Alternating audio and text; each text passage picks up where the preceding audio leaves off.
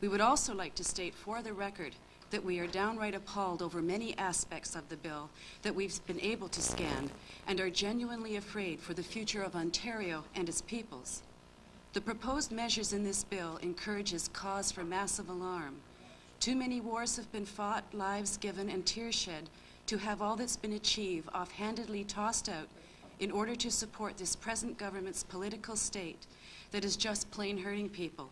But to attempt to ram this bill through undermines the democratic process, and we condemn it as fodder for more legal abuse of a democracy. Because our unfunded group hasn't the wherewithal to acquire legal expertise nor the time to even sift and absorb this proposed legislation, I will only respond in layperson fashion, so please bear with me. One major area of concern for many, many women is the proposal that the Minister of Health would be given the power to, quote, collect, use, and disclose personal information for specified purposes and to enter into agreements for the exchange of personal information for specified purposes. It is obvious to us that much is lost in bureaucracy, financial decision-making, legalizing bills, and so on. We need to incorporate a view through other windows when addressing this bill. There are millions of women, girls, grandmothers, and many who are disabled, marginalized, and elderly, who have experienced all kinds of violations just for being women, and who also seek therapies of choice to heal themselves. It is painful, but I will repeat something I presented to this legislature in November '93 to the Social Standing Committee regarding Bill 100. Personally, I have experienced a sexual assault by my son's pediatrician and sought redress before the College of Physicians and Surgeons. I was brutalized and re-victimized in countless ways and developed several post-traumatic problems as a result. All of this was caused because my personal medical records were disclosed to my perpetrating physician in an attempt to defend himself on insidious, private, unrelated points. I can't calculate the cost to me and my family for this intrusion and betrayal of trust. There are many women who have experienced this kind of legal and immoral abuse by having their records opened for view under the guise of legal rights. This proposed legislation openly condones continued violence against us. It sends a loud, clear message that women will not only continue to suffer violence, but the Ontario government will put its stamp of approval on it, allowing medical records to be opened by the Minister of Health, who, with much respect, is a bureaucrat not trained in psychiatry or medicine, and once again with respect, I question his office's knowledge on women's issues. Ladies and gentlemen, you must know how much information is out there to support what I'm saying. Anyone with the simplest mind can calculate that violence increases health costs. You are sending double and triple messages in this bill. There is no common sense about it. We see this tactic as yet another attempt to flame the fires of witch hunts and other forms of femme brutality that have historically been thrust upon us. The fact that a government would even consider such a vile intrusion into the rights of women, and all people for that matter, to have trusted, confidential therapeutic relationships is not only unconscionable, it is terrorism at its worst and against all that democracy and human rights stand for. And on the other side of the coin, this same government proposes to gut the Freedom of Information Act and structure things in such a way that allows them to operate in secrecy without accountability. This government shows its true colors and its collective misogyny when it considers such wretched legislation. Not only is this blatant dictatorship, it is shameful. In several sections of this bill, we find the theme statement, quote, if the minister is of the opinion that it is in the public interest to do so, end quote. This is dangerous, as he then has the right to do whatever he wants. Where does the minister get such expertise to make enormous decisions without public input, especially when it affects us all on a mass scale? What does public interest really mean, in plain language? Many in our group believe there is far too much drugging of women and people in general. Let's face it, the multi-billion-dollar drug industry has a vested interest in and supported by allopathic medicine to keep Ontarians drugged.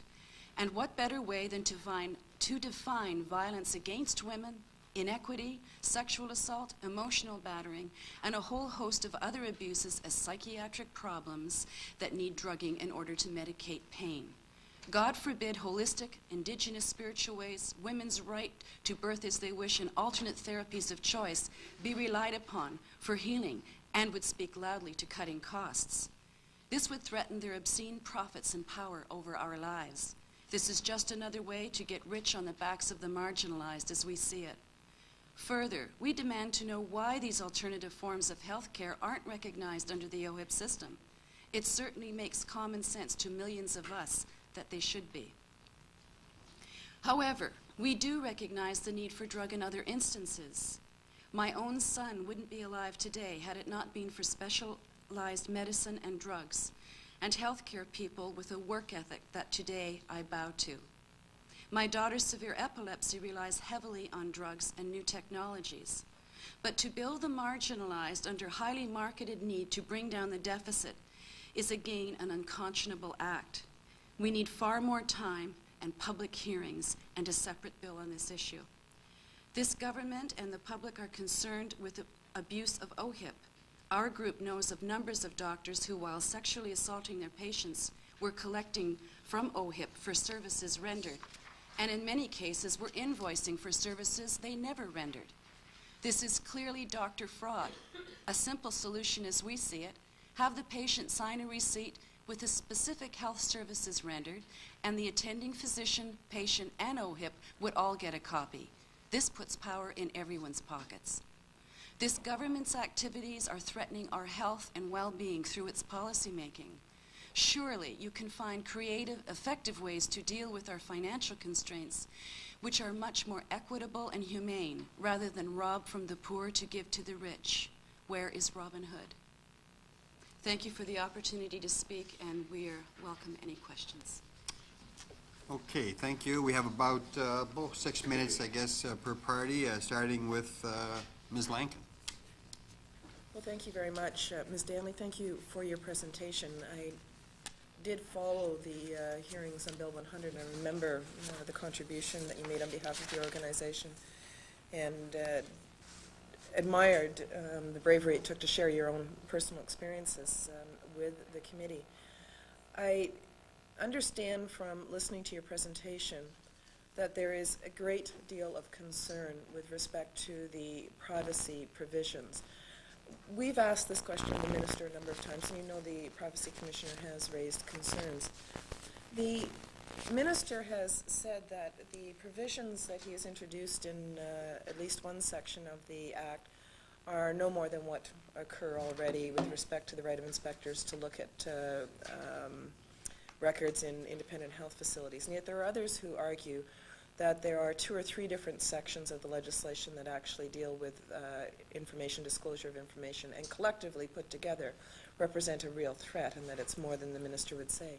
I understand the point you made that as a non-funded volunteer group, you haven't had a chance to understand the intricacies of that. I would imagine that there are many members of the public who likewise won't have had access to the bill, won't have understood, and would have considerable concerns based on at least what they have read in the papers to date. How has this affected members of your organization that you're aware of, their response to this bill? What has it meant for them?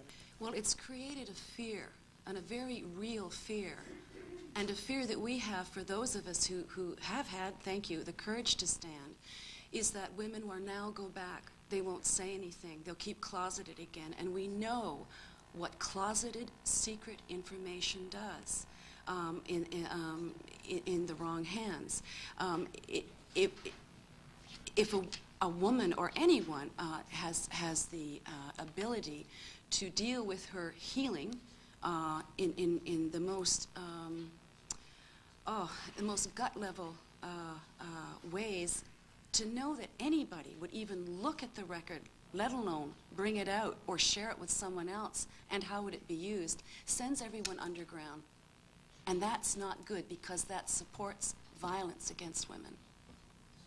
I genuinely believe that the Minister's intent with respect to these sorts of changes is twofold. One, to provide an opportunity for appropriate investigation of potential fraudulent situations, which I think we would all support. And secondly, I believe to provide a networked information system which might be able to be contained on the smart card technology and to allow that to be transferred out to an independent agency they contract with to provide the health card as opposed to doing it inside government. I think that's what it's all about, and I think that there are ways in which that could be accommodated, and most people would feel there could be some merit to that kind of approach of consolidated information. What's missing is all the protection, and I know that the Commissioner has raised significant concerns. We'll be pursuing that, and I'm hopeful that your presentation will help other members of the committee understand the importance of which that issue is to a number of people and how insecure they feel right now. Mr. Chair, how much time do I have left? About a minute and a half. I'm also interested in your comments about essentially the fiscal situation and the government using the fiscal challenge that faces the government, and I would be the first to agree with them on that point, but using that as the reason for this. I think that we on this side see an alternative, which is to ask them not to proceed with their tax cut at this point in time, because we think that the size and the depth and the speed of the cuts are being fueled more by the need to pay for that tax cut than by balancing the budget, given that we see in this term of government they won't even balance the budget. Do you have any thoughts on that as an alternative, and whether, if that was the case, what would you like to see slowed down in terms of the cuts with respect to the sections of the bill in front of us today? Well, yes, there certainly has to be more creative ways, and unfortunately, one of the things, as I said, where we're trying to gather money, there's an awful lot of fraud going on with OHIP that we know about. Why hasn't anything been made accountable in all of this? We don't understand that. We know that to support these kinds of violence things, it increases health costs. It will increase things.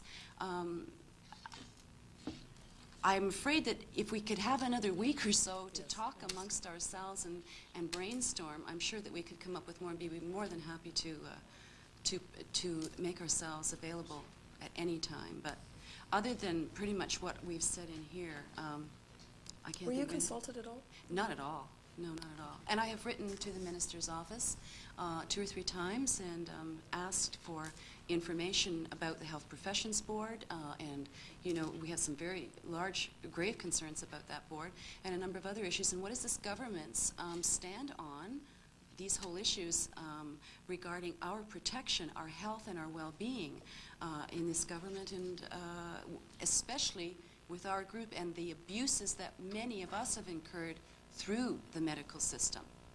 How is that going to be remedied? The cost that for insurance to doctors for malpractice has risen greatly. Victims don't get any money for any of this, but everybody else seems to be taken care of. Okay, we're going to go on to the next question. Thank you. Where are we at? The government. Mrs. Johns. Thank you for coming today, Mrs. Daly. I can understand in your presentation the dichotomy you feel between keeping your public records to yourself and the ability to go after doctors for fraud. And those two things come out very, very strongly in the presentation. And we as a government are very concerned about that, and hence some of the reasons why we've implemented some of the things that we have done in the bill. I would suspect from listening to you and not knowing your story, I don't have the past history to be able to go back as Ms. Lankin does, but I would suspect that you probably dealt in the past with some kind of a medical review committee to try and ascertain the problems that went on with your case. Did you do that at that particular point? Yes. I understand from things I've read that it's a very costly review and it doesn't help very many people, only 100 people at $22,000 a year. Did you find that with the medical review committee? I don't know about that particular information, but when you say medical review, all that we've dealt with mostly is through the College of Physicians and Surgeons, their form, or their tribunals, their form of court, and it is really ineffective. Okay. What we have tried to do in this bill, just to bring the government's perspective when you're talking about fraud, is that we've tried very hard to be able to tie physicians and physicians we feel are defrauding the public by having the records opened up. And I know that there's a problem with those two issues. That's a very difficult problem, but sometimes we have to confirm procedures. We've been able to unable to do that, and unable to do that at the level. There's a backup right now of 3 years with the whole process of going through this and trying to get back at doctors, and so we're very concerned about that, and I appreciate you bringing that up. You also talked about drugs, and I just wanted to see if you felt that there was some change in the way we were going to be allowing people to have drugs, if there was something in the Act that you saw that I'm unaware of by what you're saying in this section. I guess, again, such a short review, that the idea that the marginalized are going to have to put money out. Most people who have severe health problems, or a lot of them are on disability pensions, well, they're impossible pensions to live on for most people. And then to add a fee for the drugs that they're already on, to me, is another unconscionable act. It's so negligible. Why not deal with the drug companies? Why not, and again, this is where we have a very strong feeling about alternate forms of therapy and healing and care that isn't being addressed at all. We feel very strongly that many women are drugged far beyond what is necessary. From my standpoint, I believe that the co-payment will allow us to put 140,000 working class poor on the Trillium Plan, and I think that that's an advantage and that some people would be happy to help sponsor that to happen. Can you just talk about receipts and signing them for services? That's Yes. a concept that we're interested in the government, and how you would envision that would work. Well, I think that what bothers me is when I buy service for anything else, I usually sign some form of receipt saying or stating that I've received what I've paid for. Because OHIP is the middle person or middle management here, it doesn't mean to say the money doesn't come out of my pocket. Well, why isn't there a form where if a doctor's attending to me and gives me X number of treatments or deals with certain things, it is written or somehow on the form, and I can say, yes, I have received this. We know that there's many cases where doctors, once they have your health card, and this is not true of all doctors, this is just the ones who are fraudulent, where they have put people's names in as having attended them when in fact they did not. If you're asked a question about, well, you've quit smoking, how's it going, that can be put in as a counseling cost, etc. There's abuse of that within the system because nobody gets to see it. Why is it automatically that I give my card over when I go in, the nurse in attendance puts it through to OHIP, and as far as I know, nothing else is done. My doctor sees me, and that's it, end of day. There isn't any other thing that I deal with in life where I don't sign for something, saying I've either received the goods or, yes, this is in good order or whatever, and it just astounds me that when we know there's fraud going on, why this kind of activity isn't looked into. And that way the patient knows, too, exactly what they're getting. And I think that's really important. There's no power in any of the patient's hands. You're made to feel like cattle, and the bureaucracies will take care of everything. Well, that adds to the powerlessness that most of us are feeling out there already. It just adds more. If I were dealing directly with a doctor and there were no OHIP system, he would give me a bill, I would pay for it, and the bill would be itemized. So maybe we need to take that a bigger look. Okay, thank you. Mrs. Kaplan? Yes, thank you. I just wanted to make a couple of points. I'm really pleased that you're here and that you've had the opportunity to come to committee. I understand that the point that you make about the right of patients or consumers who feel that they have not been well treated, that you have to have access to an impartial body that can help you do that. There's nothing in this bill that would change the existing procedures. The Medical Review Committee does not deal with individuals. It has to do with concerns about doctors, and the powers of the Medical Review Committee are significantly enhanced, as are the powers of inspectors of the College of Physicians and Surgeons to deal with potential fraud. The concern that we have is that, notwithstanding the fact that the minister says there's no new powers, there is a new inspector created who reports directly to the general manager of OHIP, who does not have to be a doctor, who could have direct access to patient files and information. And just for your information, when we asked the Minister of Health today to take those sections out of the bill and put it into a new and separate bill, which would also have protection of privacy information for patients, as he was requested to do by the Personal Privacy Commissioner, he said no, he wouldn't do that. So that's what's happening with this bill. You talk about power, it's all being accumulated in the hands of the Minister of Health and the government, and they wanted this bill before Christmas without having this kind of opportunity across the province for people to come and learn more about the bill. I know you've had a difficult and frustrating time, and really, I don't have any questions for you other than saying, you know, how much I appreciate you coming and having the opportunity to tell the committee about your fears, because I think that your fears are reflected in a lot of people who don't understand what is in this bill, and I agree with you, there's a lot to be afraid of.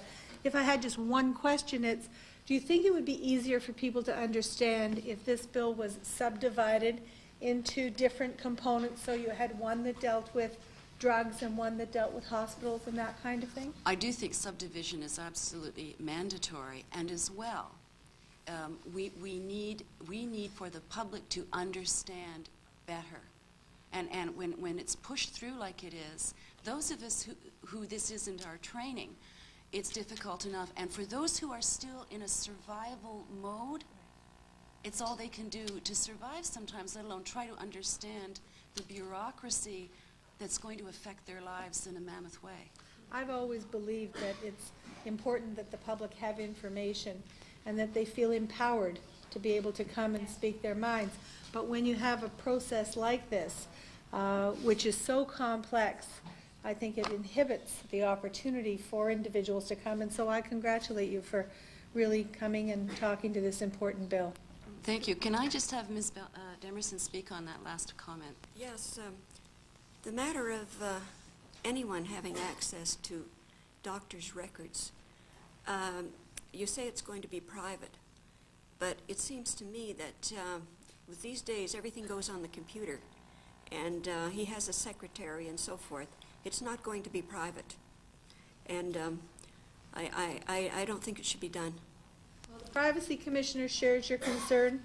We share your concern. The only person who doesn't seem to hear it is Minister Wilson. Mr. Curley, Mrs. Kaplan was kind enough to leave you a couple of minutes. Well, thank you very much. And I think you should not, it's an excellent presentation for the short time in which you were given. And you shouldn't make any apologies at all about your presentation, how it was typed or so, because even the minister himself was not even ready when he came. Three-quarter way through his presentation before we got any written documentation at all of his speech itself. I would regard, you said you were not consulted. Would you, the minister then, I take the presumptuous point to say that you may be regarded as the special interest group, because in the minister's statement he stated that healthcare system will not be reformed by publishing invitation to special interests for their input, adding up to their requests and greasing the wheels with the squeakiest getting the most grease. It is that kind of arrogance that we're talking about, that the participation of the process is being denied and undermined. Mm-hmm. So, it is very arrogant. It is very arrogant, and especially when it takes a lot of courage for the women that I've dealt with to come forward to even say anything to anyone, let alone to speak to government. And we do. Our special interest is not just in ourselves, but in our daughters, our mothers, our female friends, our co-workers. Special interest, it's a special interest in our government, in our province. If that's a special interest, well. Do you then feel, through you, Mr. Chair, do you then feel, Stanley, that you were cheated in this whole process? Yes, I do. And What? I believe I speak for my colleagues. Cheated in that we're not consulted, and even sometimes if we are, I'm not sure we're heard. And the problem with that is then you have to step up and you have to say, wait a minute, listen, and what this creates is a basis for violence. it gets people scared, and when people are scared, they act out, and when they act out, we have really real problems. What is it costing our government with the step up in security? What's it costing the lives of children? What's it costing the emotional health of a lot of women in these situations that are going to have to keep pulling from the healthcare system year after year after year because we're continuing to be violated through our legislation? Thank you very much. We appreciate your interest in coming to present to us tonight. Have Thank a good you. evening. Okay, the next presenter is Mark Rochon from... In your opinion? I don't think people think of it that way, but if it's potentially a big hit, then they will take it into account. Thank you very much, Mr. Grant. And thank you to the Metro Toronto Board of Trade for their presentation this morning. We appreciate it.